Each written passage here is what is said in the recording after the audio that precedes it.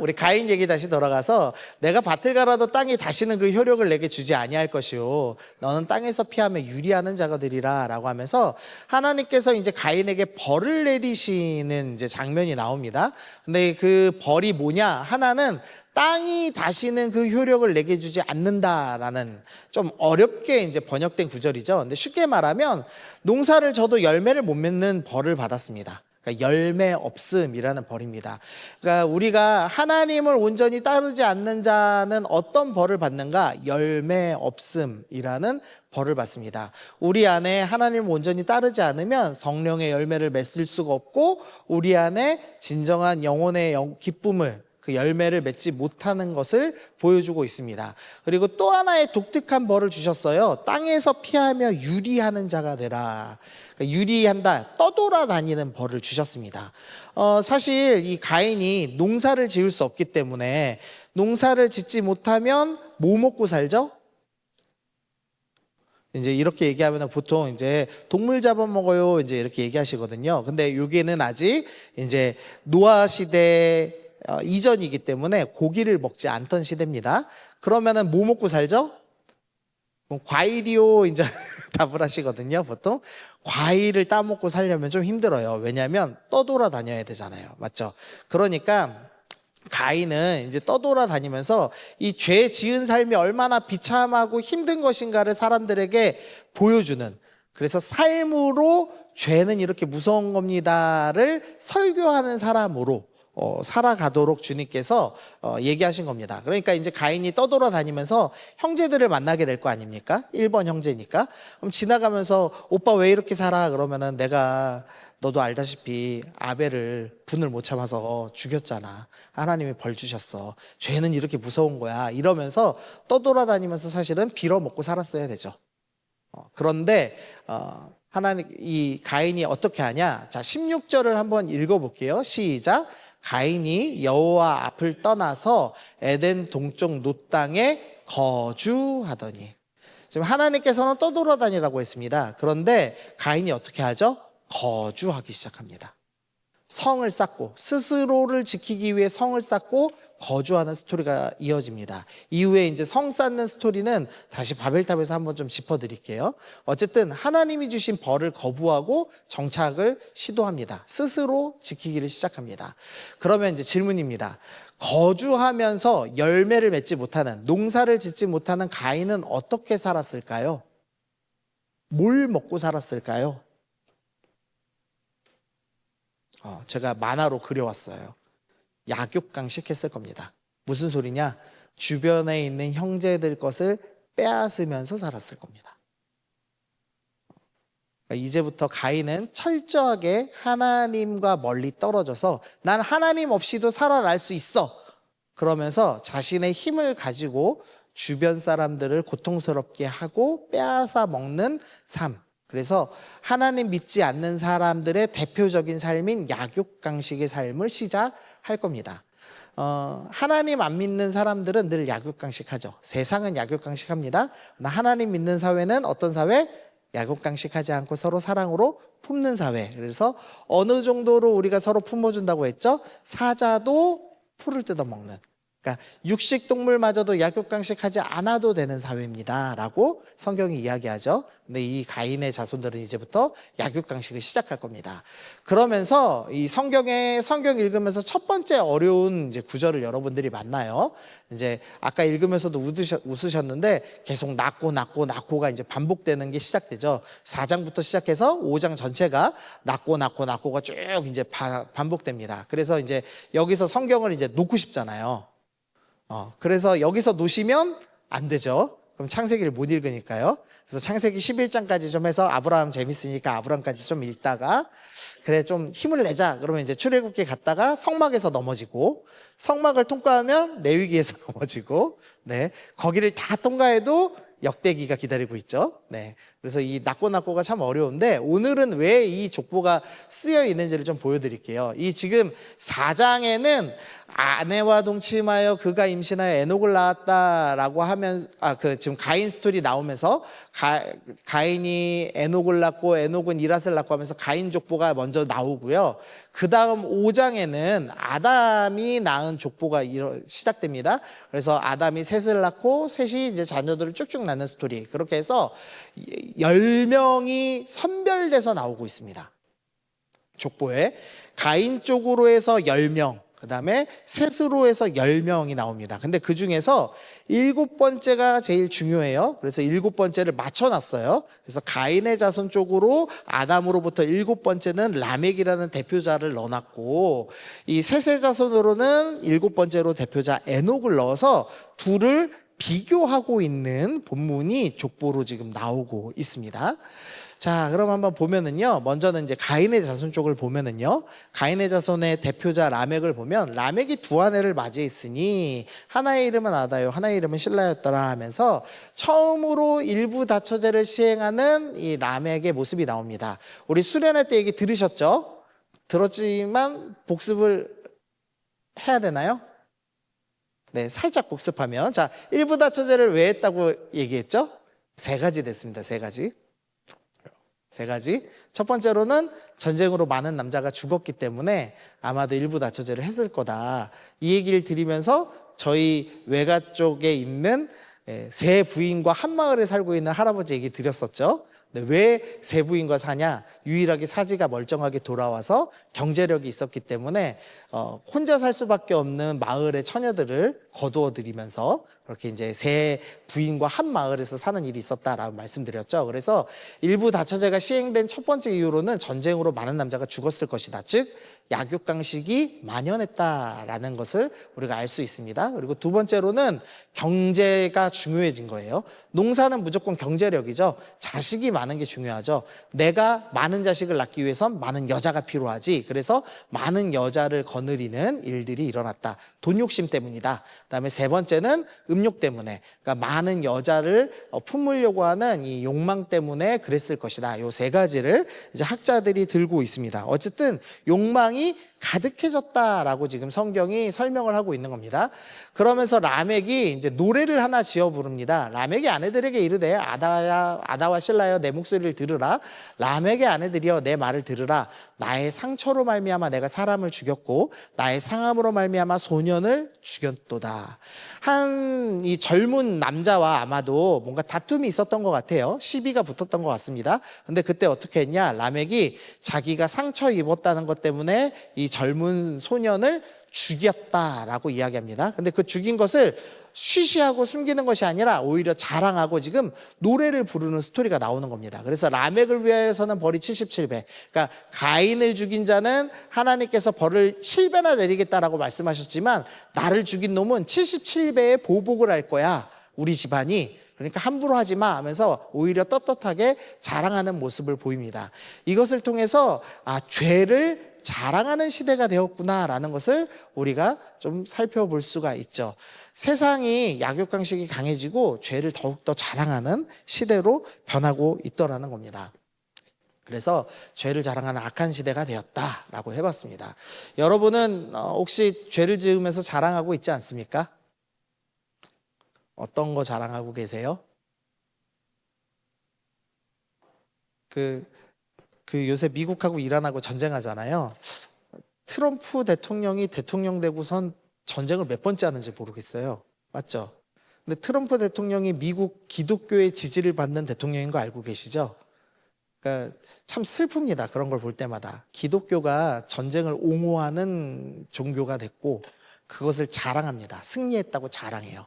이번에도 이란 할 때 목사님들이 모여서 기도해 주는 거 보셨나요, 혹시?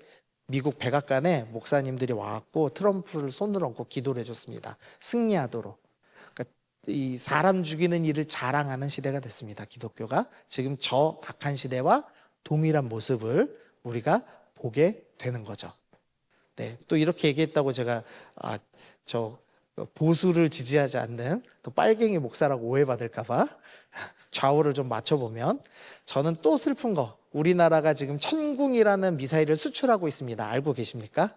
네, 우리나라 문재인 대통령 이후로 무기 수출국이 되었어요. 그전에도 무기는 조금씩 수출했지만 무기 수출이 중요한 이 재정원이 되었습니다. 수조 원을 벌고 있어요. 근데 이번에 또 이제 우리나라 미사일의 성능을 입증받아서 지금 천궁을 또 수출했습니다. 이란에다가. 아마 당분간 중동에 어마어마한 미사일을 수출할 겁니다. 우리나라가 무기를 수출하는, 사람 죽이는 무기를 수출하는 나라가 됐다는 건 기독교로서는 좀 슬픈 일이에요. 우리는 그걸 자랑하면 안 돼요. 자, 제가 분명히 얘기했어요. 민주당 깠습니다. 네.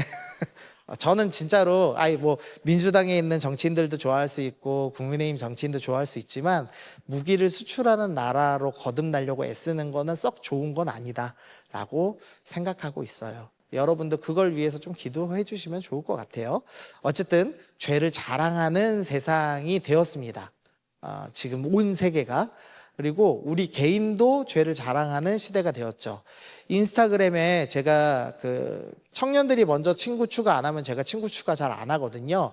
왜냐하면 인스타에 여러분들이 죄를 자랑하시잖아요. 오늘은 내가 얼마나 맛있는 술을 마셨는지를 자랑하고, 내가 오늘은 얼마나 돈을 더 많이 쓰고 플렉스를 했다. 뭐죠? 무슨 음식 맛있는 거 먹는 거 뭐라고 그러죠? 갑자기 생각이 안 나네.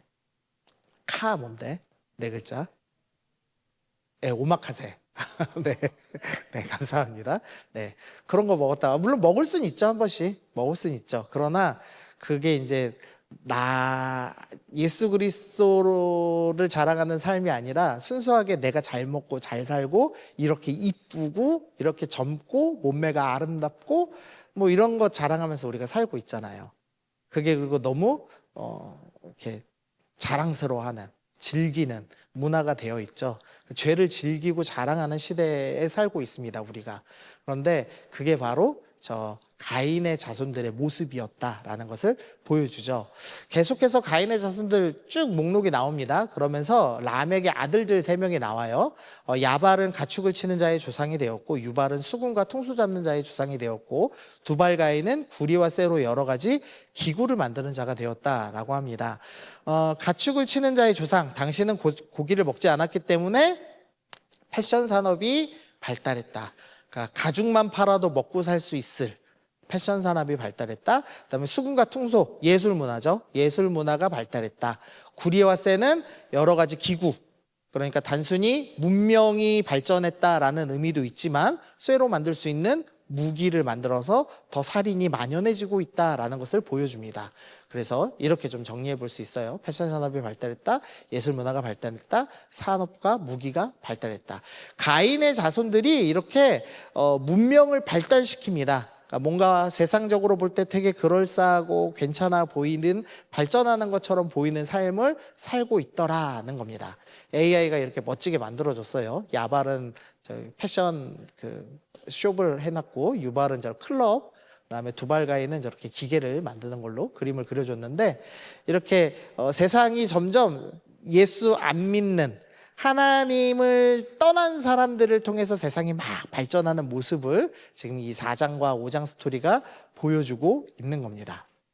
자, 그래서 살인이 일상되고 죄는 자랑거리가 되는 세상, 그리고 자신의 입을 것과 즐길 것과 편리함만을 추구하는 사람들, 그 사람들이 가인의 자손들이다라고 오늘 설명을 하고 있는 겁니다.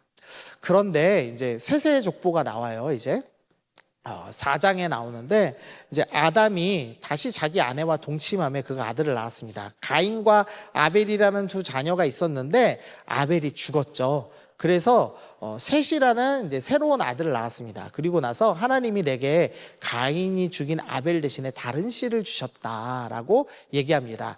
여기서 씨라는 원어는 우리가 단순하게 어떤 자식을 의미하는 말이 아니다라는 말씀 드렸죠.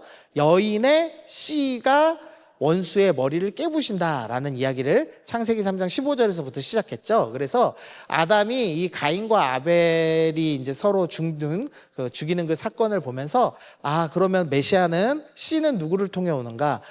이들이 아니라 셋이라는 다른 자식을 통해서 구원자가 오는 거구나라는 것을 이해한 것 같아요. 그래서 다른 씨를 주셨습니다라고 이제 이야기를 하면서 스토리가 쭉 이어갑니다. 그러면서 셋도 아들을 낳고 그의 이름을 에노스라 하였으며 그때의 사람들이 비로소 여호와의 이름을 불렀다라고 이야기합니다. 이제 가인의 자손들이 막 약육강식하면서 살고 있어요. 그러니까 이 셋의 자손들이 우리는 하나님을 따라야 되겠다 하면서 하나님의 이름을 부르며 예배하는 사람들이 되었습니다. 자, 하나님의 백성의 특징 첫 번째, 예배 드리는 사람입니다 라고 이야기를 하고 있는 겁니다. 여러분은 세상의 화려함이 아니라 하나님을 예배하면서 살고 계십니까? 아멘? 예배드리러 오셨잖아요. 아멘 해도 돼요. 당당하게. 네. 혹시 주일 예배 시간 아까우십니까? 네. 여기서 아멘 하면 큰일 나요. 네. 우리는 세상이 뭐라 하든지 세상이 날마다 심지어 주일 예배 시간에도 공부하며 발전하는 친구들이 있지만 우리는 발전보다 쾌락보다 화려한 것보다 하나님을 예배하는 사람입니다 라고 고백하는 사람들이다 라고 이야기를 하고 있죠. 그리고 나서 5장에서 이제 족보가 쭉 나오다가 중간에 멈추고 에녹이라는 사람이 나옵니다. 에녹은 65세에 무드셀라를 낳았고 무드셀라를 낳은 후에 300년을 하나님과 동행하며 자녀를 낳았으며 그는 365세를 살았더라. 에녹이 하나님과 동행하더니 하나님이 그를 데려가심으로 이 세상에 있지 않더라라고 이야기를 하고 있습니다. 이 아까 라멕 7대손 라멕과 지금 에녹을 비교하고 있다고 했죠. 이 에녹의 특징이 뭐냐? 하나님과 동행하는 사람들입니다. 라멕과 라멕의 자식들은 살인하고 자랑하고 우리 세력은 이렇게 힘이 있어 라고 선언하고 막 문명을 발전시키고 있습니다. 그런데 이 셋의 자손의 대표자인 에녹은 무슨 일을 하면서 살고 있죠? 자식을 낳은 거 말고는 일한 게 없어요. 세상적으로는 업적이 없습니다. 애 낳은 게 업적이에요. 사실 볼품 없는 사람이죠, 세상적으로 보면. 그런데 하나님께서 이 사람한테 중요한 거 하나, 하나님과 동행했다라는 특징을 주십니다. 세상에서 이렇게 문명 만들고 발전하는 사람보다 더 중요한 게 있는데 그게 뭐다? 동행이다라고 말씀하고 계시는 거예요. 여러분은 하나님과 동행하는 삶을 살고 계십니까? 다 오늘 죄책감에 쩌는 설교를 하고 있나요, 제가 혹시? 네, 여러분이 하나님과 동행해야 됩니다. 에녹이요, 되게 독특한 게 하나님께서 데리고 가세요. 그래서 살아있는 채로 하늘에 올라간 두 명이죠. 한 명은 에녹이고 한 명은 엘리야입니다. 저는 이걸 이렇게 해석해요. 왜 하나님께서 에녹을 데려가셨을까? 동행하시다가 데려갔으니 하나님 나라에서 계속 동행하고 있겠죠. 그래서 우리의 동행은 절대 끝나지 않아야 해. 이거를 알려주시려고 한 것 아닌가라고 제 나름의 이제 묵상을 좀 해봤습니다.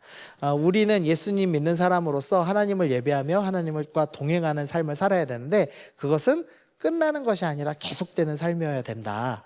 그것을 에녹을 통해서 확인할 수가 있죠. 그래서 이제 정리를 하면 이렇게 정리할 수 있겠습니다. 가인의 특징, 열매 없는 사람들이고 성을 쌓고 약육강식하고 일부 다처제하고 살인을 정당화하고 자랑하고 입을 것과 즐길 것과 편리함을 추구하는 사람들. 셋의 자손들은 예배드리며 하나님과 동행하는 사람들이다라고 이야기를 하고 있습니다. 세상 사람들은 아름다운 것을 즐기면서 살 때 우리는 예배하고 세상 사람들이 더 발전하고 더 편리한 걸 추구할 때 우리는 하나님과 동행을 합니다. 이 비율적으로 보이는 그리고 어쩌면 뒤로 후퇴하는 것처럼 보이는 세상 속에서 우리는 어떤 삶을 살아야 되는가? 우리가 이제 이걸 놓고 고민을 해봐야 되는 시대에 살아가고 있죠. 여러분은 어떠세요? 둘 중에 어느 특징을 갖고 계세요? 자, 마음속으로 손들어 보세요. 나는 가인의 자손처럼 솔직히 좀 자랑하고 있다. 은근히 세상을 즐기고 있다. 자, 또 마음속으로 손들어 보세요. 아니다. 나는 그래도 하나님과 동행하려고 몸부림치고 있다. 어느 쪽이십니까? 여러분은 어느 자손입니까? 마음속으로 생각해 보시면 좋겠습니다. 그런데 이제 성경이 여기서 끝나질 않아요. 요 다음이 중요합니다. 자, 6장 1절 2절인데요. 요건 좀 중요하니까 읽어볼게요. 시작.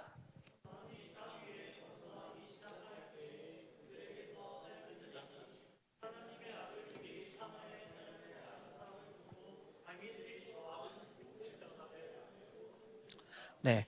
여기서 이제 뭐 해석은 여러 가지 있지만 하나님의 아들들은 전통적으로 하나님을 믿는 셋의 자손들이라고 봅니다. 그리고 사람의 딸들은 이 가인의 자손들이라고 이제 이해를 해요. 그런데 이 하나님의 아들들이 사람의 딸들을 보고 지금 자기들이 좋아하는 모든 여자를 아내로 삼았다. 그러니까 서로 결혼했다라는 스토리가 일어나고 있습니다. 여기서의 이 아름다움은 무엇이냐? 가인의 자손들의 아름다움이죠. 약육강식하면서 세상 사회를 장악하고 패션과 예술 문화와 산업 등으로 문화혁명을 일으키고 그럴싸하게 세상에서 살고 있는 모습을 봤는데 너무 아름다운 거예요. 너무 보기가 좋은 겁니다. 그래서 이제 어떻게 하느냐? 같이 결혼해서 섞여 살기로 시작하는 모습을 창세기 6장이 지금 보여주고 있는 겁니다. 그래서 이 섞여 사는 사람들이 어떤 사람들이 됐냐? 6장 4절을 읽어보면은요, 가로 빼고 그 후에도 하나님의 아들들이 사람의 딸들에게로 들어와 자식을 낳았어요. 그러니까 예수 믿는 사람들과 세상 사람들이 서로 결혼해서 자식을 낳았습니다. 그랬더니 그들이 뭐가 됐죠? 용사가 됐습니다. 고대의 명성 있는 사람들이 됐습니다. 예수 믿는 사람들이 세상 사람들하고 섞여 살면서 예수님도 믿고 세상에 화려한 것도 추구하면서 살기 시작했습니다. 그랬더니 꽤나 세상에서 성공한 사람이 되었어요. 그래서 용사가 되었습니다. 용사. 세상에서 성공한 사람이 되었습니다. 자, 그러면 질문. 자, 세상 속에서 그리스도인이 세상의 아름다움을 쫓아서 성공한 것을 하나님께서는 기뻐하셨을까요? 여러분이 비록 주의를 지키지 못할지라도 대기업의 사장이 되셔서 11조를 하며 주님께 영광 돌리면 주님께서 기뻐하실까요? 네, 여러분이 주의를 지키지 않고 오늘 열심히 공부해서 A학점을 받아서 전장학금을 받으면 주님께서 영광 받으실까요? 네. 네. 그렇죠. 자, 만화 넘어가고. 자, 6장 3절. 여호와께서 이르시되 나의 영이 영원히 사람과 함께하지 아니하리니 이는 그들이 육신이 됨이라. 그러나 그들의 날은 120년이 되리라. 이 구절을 이제 어떻게 해석을 하냐면은요, 하나님께서 하나님의 아들들과 사람의 딸들이 섞인 것을, 결혼한 것을 기뻐하지 않으시고 이제 120년 뒤에 홍수로 심판하겠다라고 말씀하시는 구절로 봅니다. 그러니까 용사가 된 자들, 예수 믿으면서 세상 방식 쫓아서 성공한 성도들을 하나님께서는 기뻐하시지 않는다라는 것을 알 수가 있죠. 뿐만 아니라 6장 5절에서는 뭐라고 말씀하시냐면 여호와께서 사람의 죄악이 세상에 가득함을 보셨다라고 합니다. 예수 믿는 사람들이 세상 방식대로 살고 세상의 아름다움을 쫓아 사는 것을 죄악이 가득하다라고 평가하고 계세요. 자, 인터넷에 보니까 이런 게 있어요. 그 코코아 새우깡 보셨습니까? 저는 본 적이 없는데 코코아 새우깡이 있대요. 그리고 붕어빵 중에 민초 붕어빵이 있답니다. 거기에 댓글이 저렇게 붙었어요. 끔찍한 혼종이다라는 댓글이 붙었는데 제가 이 설교를 준비하면서 저걸 생각했어요. 하나님의 아들들과 사람의 딸들, 세상 사람들과 예수님 믿는 사람들이 세상 방식대로 살아가는 것을 끔찍한 혼종이라고 주님이 여기시는구나 라는 생각을 했어요. 왜 이런 생각을 했냐? 자, 재밌는 말씀 한번 볼게요. 레위기 11장 3절. 모든 짐승 중에 굽이 갈라져 쪽발이 되고 새김질하는 것은 너희가 먹되. 자, 우리가 먹을 수 있는 음식은 굽이 갈라져 있어야 돼요. 이렇게 발이 양쪽으로 갈라져 있는 쪽발이어야 되면서 되새김질하는 초식 동물을 여러분이 먹을 수 있습니다. 그래서 새김질하는 것이나 굽이 갈라진 짐승 중에서 너희가 먹지 못할 것은 이러하니 낙타는 새김질을 하되 굽이 갈라지지 아니하였으므로 부정하고 돼지는 굽이 갈라져 쪽발이로되 새김질을 못함으로 부정하니라. 두 특징을 다 갖고 있으면은 먹어도 되는 겁니다. 정한 음식입니다. 근데 둘 중에 하나라도 없으면 부정해요. 그래서 돼지를 먹으면 안 돼요. 그래서 말씀을 문자적으로 지키시면은 삼겹살을 드시면 안 됩니다. 자, 말씀을 문자적으로 지켜서 오늘부터 삼겹살 끊으실 분은 아멘. 야, 삼겹살 앞에서 신앙이 다 무너지나? 우리 찬영 형제님, 신학생 장찬영 형제님, 주님께서 돼지를 금하셨습니다. 자, 오늘부터 삼겹살 금지? 네, 말씀을 잘 읽으신 거예요. 아닙니다. 이 쪽발이 뭔지 설명드리려고 이렇게 굽이 갈라진 거예요. 근데 그 일본 사람들 뭐라고 하죠? 저 신발? 네, 남학신도 저렇게 지금 보면은 그 엄지발가락 사이로 끼어 신잖아요. 그래서 굽이 갈라진 것처럼 보이죠? 그래서 저 신발 신는다고 쪽발이라고 부르는 거예요. 쪽발처럼 보이는 신발을 신는 사람들. 그래서 이렇게 비하하는 표현으로 쓰는데, 이게 이제 뭘 의미하는 거냐면, 굽이 갈라지는 것이 육지동물의 특징이고 색임질하는 게 육지동물 특징이다라고 해서 먹을 수 있는 육지동물의 특징을 두 가지 정해 두신 거예요. 그런데 색임질을 안 하는 동물, 그러니까 이 새나 이 바다 짐승들은 색임질을 안 하죠. 육지동물의 특징만 갖고 있어야 되는데 다른 특징이 섞여 있으면 그거는 부정한 거야 라는 설명을 하시는 겁니다. 근데 그것을 유대인들한테 나는 얼마나 섞이는 게 싫냐면, 나는 육지동물 특징하고 해양동물 특징이 섞여 있으면 나는 그거 부정하다고 봐. 그 정도로 나는 섞이는 걸 싫어하는 신이야. 그러니까 그걸 제발 기억해. 먹을 때도 기억해. 나는 섞이는 거는 싫어한다 라고 말씀하시는 거예요, 본문이. 그러니까 주님이 진짜 돼지를 싫어하시는 게 아니에요. 돼지 먹어도 된다, 안 된다? 예, 됩니다. 네, 저희 교육자들 한 2주에 한 번씩 선짓국 먹거든요. 유치회 간 선짓국 맛있습니다. 네, 먹어도 된다, 안 된다? 된다. 저게 음식 먹지 말라고 얘기하는 게 아니라 나는 섞이는 게 너무 싫어라고 말씀하는 거예요. 자, 레위기 19장 19절. 너희는 내 규례를 지킬지어다. 내 가축을 다른 종류와 교미시키지 말고 내 밭에 두 종자를 섞어 뿌리지 말고 두 재료로 직조한 옷을 입지 말아라. 그러니까 우리가 주님께서 얼마나 싫어하냐면 이 면하고 이 다른 게 지금 섞인 거예요. 우리 100% 면 입고 있는 분 아무도 없어요. 지금 100% 면은 금방 상하거든요. 그래서 뭔가 섞인 거거든요. 율법에 의하면 우리는 이런 옷을 입으시면 안 됩니다. 여러분 지금 전부 율법 위반자예요. 문자대로만 따지면. 그리고 두 종자를 섞어 뿌리면 안 됩니다. 그래서 왜 요새 이렇게 연합해서 막 생물들 만들어내잖아요. 그거 다 금지고요. 그 다음에 동물, 예를 들면은 낙이랑 말을 섞어서 당나귀 만드는 거, 이런 거 다 금지라고 이야기하죠. 근데 여기서의 포인트는 그런 거 먹어라 말아라 얘기하는 게 아니라 나는 섞이는 게 너무 싫어라고 주님께서 말씀을 하시는 거예요. 자, 또 섞이는 거 싫다는 말씀하시는 거 있어요. 신명기 7장 3절. 또 그들과 혼인하지도 말지니 내 딸을 그들의 아들에게 주지 말 것이요 그들의 딸도 내 며느리로 삼지 말 것은 이라고 얘기합니다. 자, 여기서의 그들은 가나안 족속이거든요. 그러면은 이스라엘 자손은 이스라엘 혈통하고만 결혼해야 되고 가나안 족속은 절대 결혼하면 안 돼. 걔들은 부정한 피야. 이렇게 이제 우리가 이해하잖아요. 그런데 문제가 있어요. 모세는 나중에 재혼을 하죠. 아마도 첫 번째 부인이 죽었을 걸로 추측을 해요. 재혼을 하는데 구스 여자랑 재혼을 합니다. 흑인하고 재혼을 해요.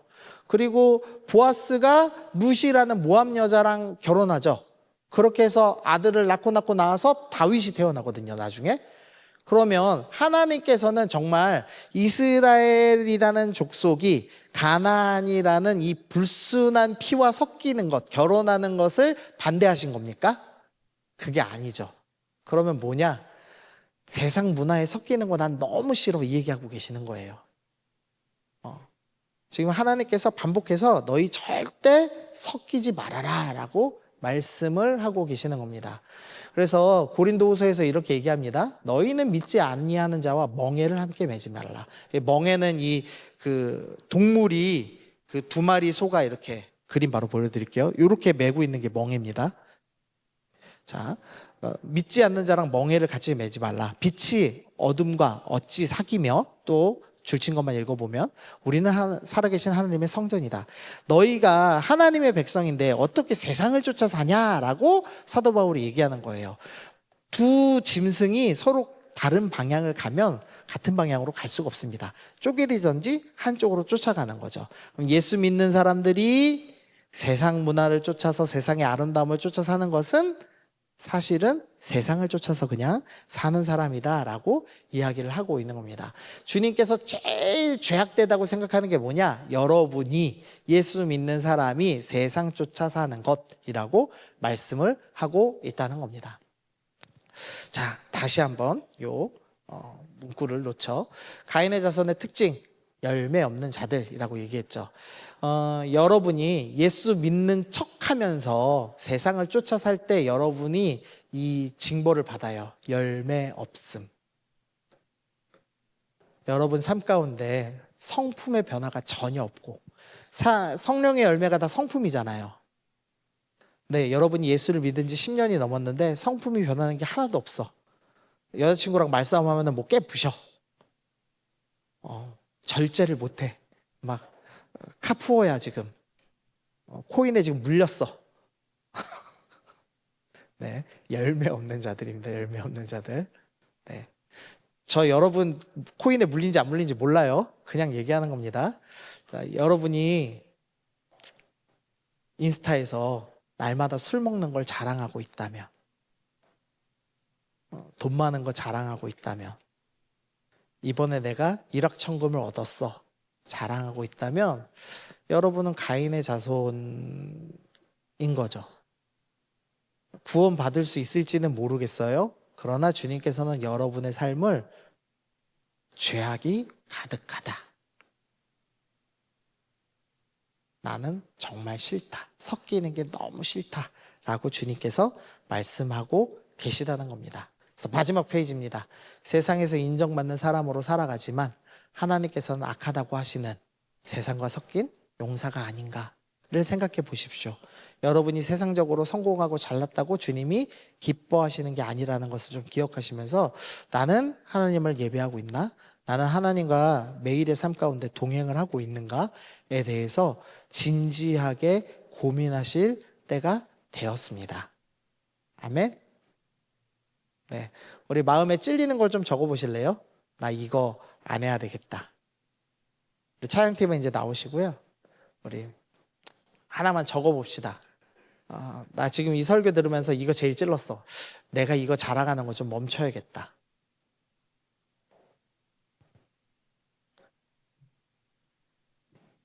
돈 많은 거 자랑하는 걸 멈춰야겠다. 네. 요새는 여행하는 게 자랑이죠. 요새는 또 좋은 상표, 내가 에르메스를 몇 개 갖고 있다가 자랑이죠. 또 뭘 자랑하고 계십니까? 여러분들 삶에. 그리고 세상을 쫓아 살면서 나는 꽤 센스 있는 사람이야, 예수 믿지만 꽉 막힌 사람은 아니야 라고 착각하고 있지는 않은가에 대해서 좀 생각을 해보시고 한 주간을 좀 보내셨으면 좋겠습니다. 세상 사람들이, 이 람에게 자식들이 문명을 막 발전시키는 걸 우리가 보았습니다. 세상 사람들이 참 멋지게 삽니다. 세상 사람들이 정말 부러운 삶을 삽니다. 큰 집에서 살고 좋은 직장을 가지고 살고 이쁘고 잘생긴 배우자를 얻어내고 그러면서도 때로는 짜릿한 불륜을 즐기기도 하고 또 술 마시면서 즐겁게 또 건강을 챙기면서 사는 모습을 보여줍니다. 모든 걸 다 누리고 살죠. 그런데 주님께서는 그거 아름다운 거 아니다라고 말씀하십니다. 예수 믿으면서 우리가 언제까지 돈을 추구하면서 살겠습니까? 예수 믿으면서 우리가 세상적인 성공을 어떻게 추구하면서 살 수 있겠습니까? 우리는 세상과 같은 멍에를 질 수 없는 예수 믿는 예수쟁이들입니다. 우리 다시 한번 기도하실 때 혹시나 내가 세상 것을 따라가고 싶은 마음이 있었다면 하나님, 나 비효율적으로 살기로 결단합니다. 주님, 나 성공하지 않기로 결단합니다. 주님, 나 그냥 그저 그런 삶 살기를 결단합니다. 그럴지라도 나는 주님을 사랑하는 삶으로. 그래서 천국 갔을 때 주님께서 내 사랑 이제야 왔구나 라고 주님께 칭찬 들을 수 있는 그런 주님의 백성 되기를 소원합니다. 내가 세상 쫓지 않고 주님만 따르겠습니다. 우리 다시 한번 우리 주님 이름 한번 부르고 기도하며 나아갑니다.